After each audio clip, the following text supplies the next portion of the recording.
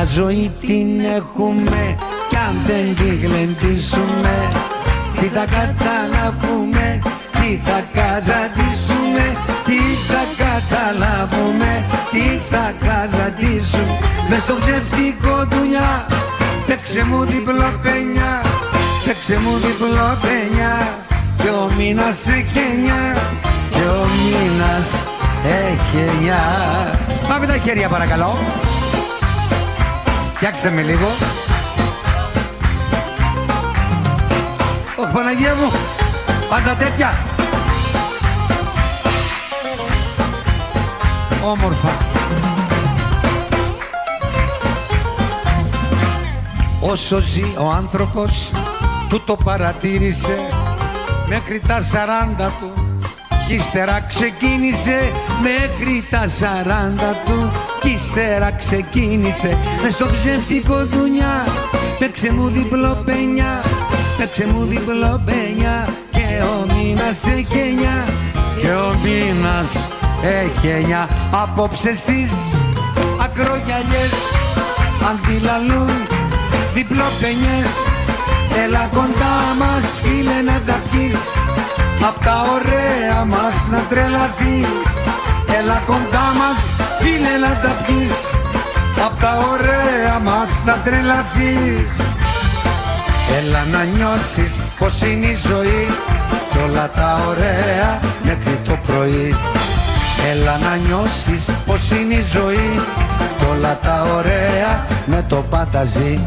Είμαστε αλάνια, διάλεκτα παιδιά μέσα στην πιάτσα, και δεν την τρομάζουν οι φουρτούνες στη δική μας ράτσα, και δεν την τρομάζουν οι φουρτούνες στη δική μας ράτσα.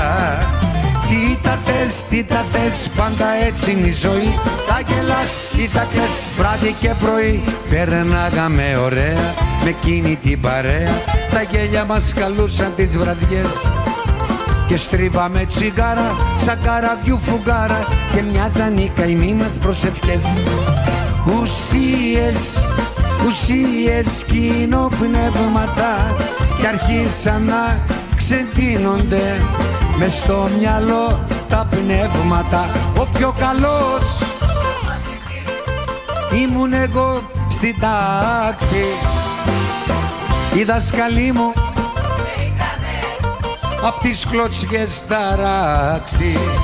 Ο πιο καλός ο μαθητής ήμουν εγώ στην τάξη, οι δασκαλοί μου με είχανε μη βρέξει και μιστά. Είχα πάει τσάρκα στη Θεσσαλονίκη και περπατούσα στην ακροθαλασσιά.